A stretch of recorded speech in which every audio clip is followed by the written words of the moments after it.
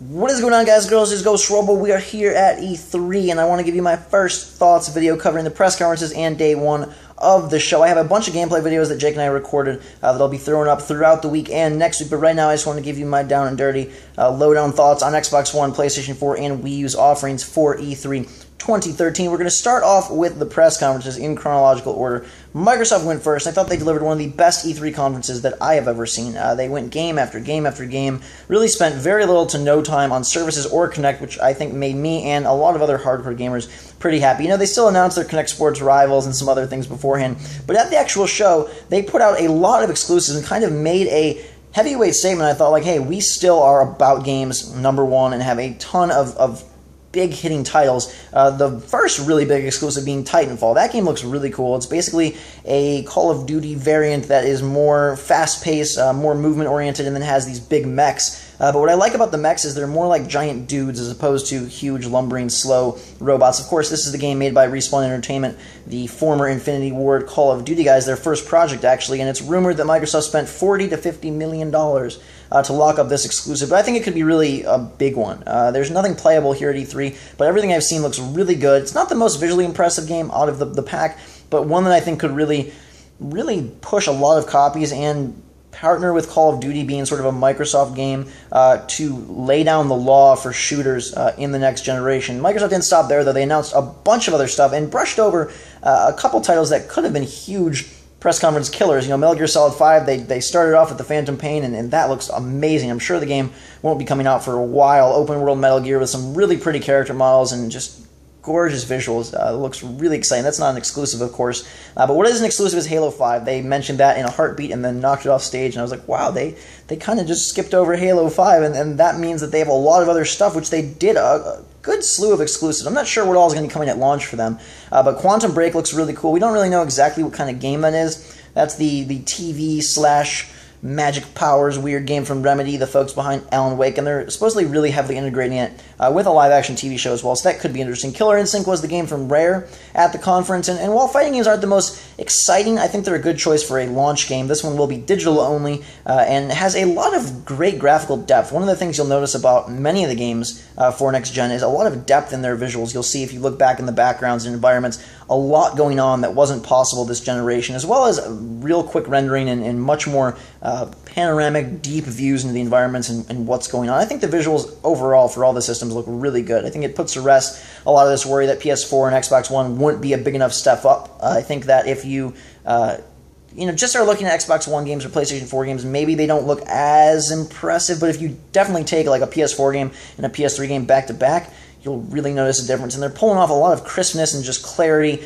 and really high-level models that is impossible in the current generation. The main sentiment I get from seeing things like Destiny, Infamous 3, Infamous Second Son, Rise, games like that, a lot of them, Dead Rising 3, they look like what tech demos looked like for this generation. So anytime there was really pretty cutscenes or tech demos, like I think back to the Final Fantasy 13 cutscenes, that people are like, whoa, that's how the real games look now, which is just stellar. Dead Rising 3 was one that looked really good. It has a little bit of frame rate trouble. I did see an extended demo here at E3, and I'm kind of worried about the launch titles in general for both systems, if they're going to be too rushed for this year's releases. But Dead Rising 3, open-world zombie game, obviously, mainstreamed out a little bit, but not in a bad way, in a cool way, in a time-saving way, and kind of a convenient way, where you're no longer going to be backtracking all over the place and having to get to a specific workbench and having to carry the exact right weapons at the exact right time. They have allowed you to build blueprints on the go and buy weapon categories so that you can use other kinds of, say, blades in your katana combo weapon. You could use a Bowie knife or something like that. A lot more character development,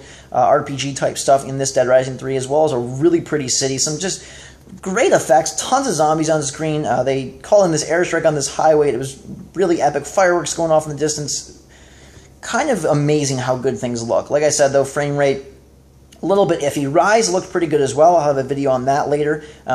I don't know that it's going to be that great of a game, though. It's just from Crytek, so of course it's going to look pretty, but it's a typical launch game in that it's very simple, it's very cinematic, it's very corridor-driven, a lot of quick-time events, and the Roman theme doesn't really catch me, so if the gameplay isn't all that much fun or isn't all that much there, I don't know that that's going to be really a system seller. One that could be a system seller, though, Sunset Overdrive, I thought that looked fantastic. really, really, really cool game. It seems like Insomniac is getting back to their roots of crazy, fun, innovative shooters after Fuse kind of was a dud in the water. Sunset Overdrive, an exclusive that looks really, really good. Microsoft tried to play the card of like, oh, we have some indies, nowhere near as many as Sony, but they did wheel out some cool stuff, and Project Spark is sort of a Little Big Planet-esque game from them. Not sure the appeal on that one. It's pretty creative, and it looked great on the show floor, but again, it's one of those titles like Little Big Planet where I feel like if you want to make something really polished and competent, you're going to have to spend a ton of hours on it, and I don't know that people have, all the time to do that. They showed a couple other things as well, but the main hitters that I liked from that conference were Dead Rising 3, Titanfall, Metal Gear Solid 5, and they had a good sale of exclusives, I felt. More exclusive games than Sony, and they're clearly putting their money where their mouth is in terms of acquiring those exclusives. They announced the price, $500. Very high, very expensive, coming out in November, and it seemed like we were going to be trending towards two $500 systems, but then Sony comes out, and it's like, hold on, we have a $400 box that is much more friendly in terms of their connections, their DRM, and their used games. I did think Microsoft had a stellar conference. I'd probably give it an A-. There wasn't like that, oh my god game. Titanfall was close. We already knew about Metal Gear Solid 5, so I can't really give it to that. There wasn't anything that was like, holy crap! But there were some definite cool things, and I gave you the highlights that I liked. For Sony, they had a lot of real good third-party support there. I thought with the demos they showed off, Watch Dogs looking fantastic. AC4 looking really good. Now, I don't want to get my hopes up too high. We know what happened with Assassin's Creed 3, but some of that jungle gameplay, it's looking pretty darn awesome. There were a couple other really good multi-platform games throughout the day. The Division, the Tom Clancy title from EA, that looks just mind-blowing. Might be the prettiest game. Destiny showed off at the Sony conference. That might be my favorite game of the show, or at least one of them. It's like this combination of Borderlands meets Halo meets crazy open-world MMO, kind of, but definitely shooter and polished and story-driven and beautiful. I got to see that demo in person, live, and it looked really, really good. I love that you can level up the guns individually. They have their own skill trees. Create your own character. It looks like a lot of fun, and it's so pretty. All these games are so pretty. One of the weird things is some of them look a little cartoony, and I can't tell if that's because they have an intentional cartoon style like Destiny, or if they're so realistic that it's kind of messing with your eyeballs a little bit. Sony also showed off more Infamous Second Son, which looks incredible. I got to see that actually being played on the show floor, and I think it might be the prettiest game I've seen so far. It's freaking gorgeous, minimalist UI, beautiful gameplay, so crisp, so much destructibility, cool new powers, just amazing. And that one comes out in spring of 2014. And I think that the games that come out sort of that second wave right after launch are going to be really, really impressive. I'm hoping there can be some cool stuff at launch too.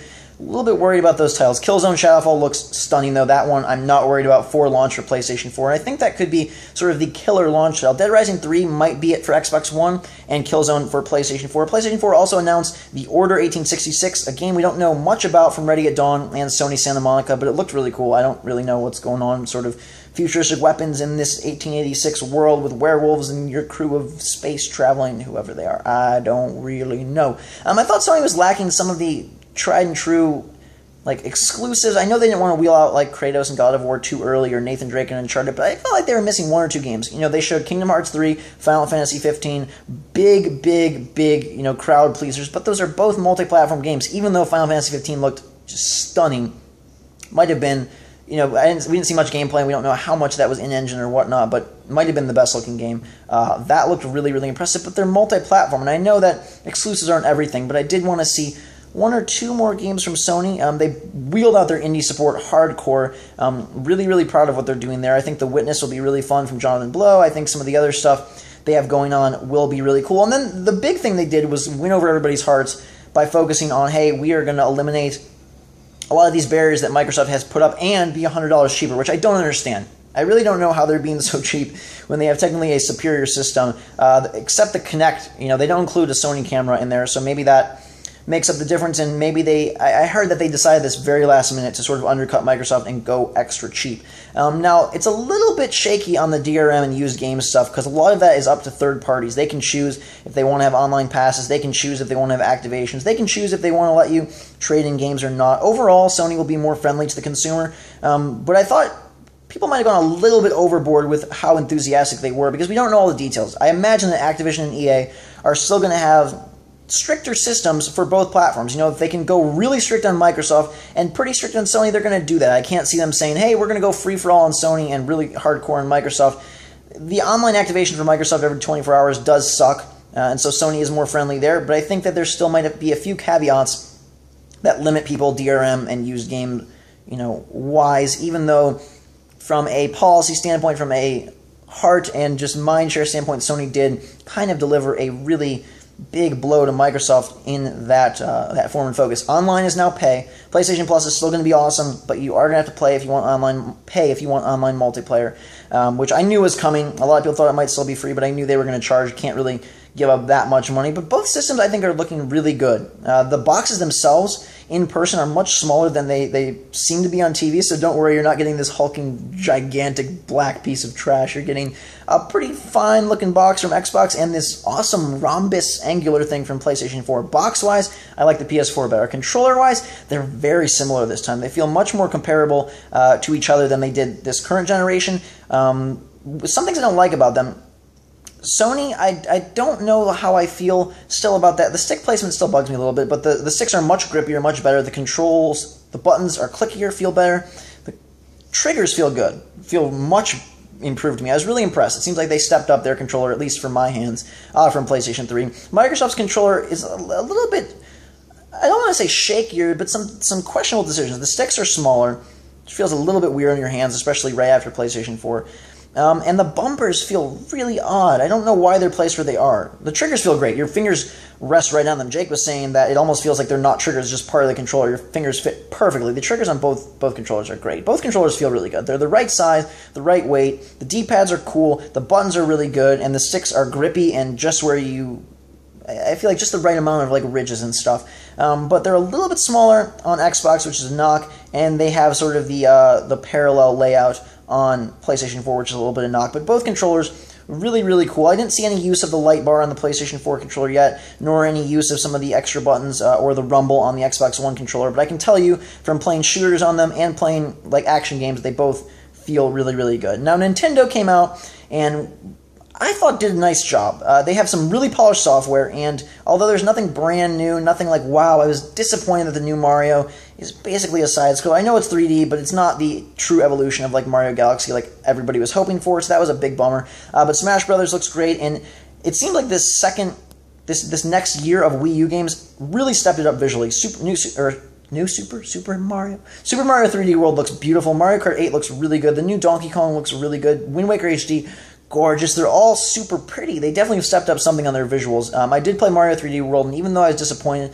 that it's not a brand new 3D game, it's super fun. Mario Kart 8 controls awesome and is really fun as well. And Wind Waker HD, I know that's kind of a retread, but it looks super cool. So I thought they wheeled out some good stuff, just not enough. Again, I felt they were one short, kind of like Sony. Bayonetta 2 will be cool, probably not a big seller. Retro is again making Donkey Kong. I guess that's a fun idea, but I was hoping for something new, and it just seemed like they were lacking like one game. Smash Bros. Not coming till 2014. A lot of this stuff not coming till 2014. You know, Destiny, really cool multi-platform game, not till 2014. Infamous, really awesome Sony exclusive, not till 2014. Titanfall, awesome Xbox exclusive, not till 2014. A lot of these games are a ways away, and that's a little bit disappointing. There's not as much playable at E3 as I was hoping for. Again, which kind of brings us full circle to what I said at the beginning. I'm worried that they're rushing towards launch. I think a couple of games will be really good, but we've come to expect really top-tier games for the last couple of years. The current gen has lasted so long that everything has been so good for so long, I'm worried we're going to hit that new cycle again and forget that these games are going to be kind of shoddy to start out. But nonetheless, I'm really hopeful for what I've seen from some of those later games and from some of the launch titles. Dead Rising 3 will be a lot of fun. Killzone will be a lot of fun. And hopefully they can wheel together a couple others. One other trend I noticed was that the character models in the majority of these games look taller and thinner than they have previously, which I think looks good. It adds a little bit of a cartoony feel, or maybe it's hyper-realism. I'm not really sure, but like I said, all in all, the systems look really good. If I had to assign grades to all of them, like I mentioned, Microsoft an A-. I'd give Sony, I don't know, for me, I'm grading it purely based on the games. I was going to buy both systems no matter what. I have my pre-orders down on both, and so I would give them probably a B or a B+, because they didn't show enough exclusives, I felt. Their multi-platform stuff looked great. AC, Watch Dogs, Destiny, I just don't feel like those can really count in the same way that MGS, in the same way that some of those games from Microsoft can't count, because they're going to be on both. So exclusive for exclusive, I thought Microsoft had more. I know that Sony won a lot in the Goodwill department, but like I said, I was going to buy both systems, so that didn't affect me as much there, although I do think it's really cool of them and really great, and I'm really impressed that they were able to go so far out of their way to kind of say, hey, $100 cheaper and we're going to be more friendly. That's a big bonus. Nintendo, I really like the Mario game, and I like Mario Kart. It's fun. I think Smash Bros. Mega Man looks awesome. I was so excited to see Mega Man in there. New Smash Bros. Will be cool and look really pretty, and I like how they're doing the interplay between the 3DS and Wii U, but I gotta give them like a C+. I didn't see anything that was like, wow, and nothing new. I mean, they showed that Project X from Monolith, which looks really, really cool. Bayonetta 2, like I mentioned, she has short hair this time, but where was like the wow moment, the new retro game, the brand new amazing open world or just hub-based Mario? It felt like it was lacking a punch, and I know that they have more to announce throughout the week on 3DS, and they're sort of two-tiered in the same way Sony is a little bit with Vita, but I just was missing that like killer app for them. I would have loved to see Sony, bring out Uncharted 4 or something crazy and new. Last Guardian, anybody? I would have loved to see Nintendo bring out an even better Mario or a new IP. God forbid they make anything new. All in all, though, I thought the systems did really well. PS4 is showing better on the show floor. That's something I think I can safely say. Infamous, Killzone, looking really good. Even Knack, that little game from Mark Cerny, might not be your favorite title, but it looks really pretty and seems pretty polished. I think on that end, PS4 is winning by a little bit, but Xbox One has a lot to deliver. They just don't have a lot here. I think they might be a little bit farther behind, and I'm not really sure what the launch lineups are, how that's going to shape up the launch windows. What can Microsoft push out? How far away is Quantum Break? How far away is Sunset Overdrive? How far away is Halo? We know that Infamous is coming spring, and if I had to give sort of my favorite games from the first day of what I've seen, like I said, I'll be talking about them more in depth in future videos, but I'd say Infamous Second Son looks amazing. Super Mario 3D World is a ton of fun, and Destiny could be my perfect mix of game genres all blending into one beautiful multiplayer package. So I've been really, really happy with some of the things upcoming. A little bit disappointed that we haven't seen as much to actually play right now, and like I said, a little bit concerned about those launch titles, but those are my overall thoughts. Let me know what you think. Who did you think won those press conferences of E3? Microsoft, Sony, or Nintendo? I thought they were pretty close. Sony definitely won in the Goodwill department. I thought Microsoft won in the exclusive department, and Nintendo probably won on the polished side of things, so everybody had some pros and cons. Like I said, right now I think PS4 is showing a little bit better on the show floor. I still have a couple games to play for each system, so I'll let you know at the end who I think won E3. But right now, it's looking pretty good for everybody. Controllers feel great. Let me know what you think in the comments below. Thanks for watching. Have a fantastic day and enjoying this awesome, epic, next generation E3. Always a fun time when they announce new consoles, and always a fun time to check them out in person. I was really excited to play both Xbox One and PlayStation 4 and share it with you. So hope you enjoyed. Until next time, guys, have a fantastic day. Drink so much. We'll see you all later.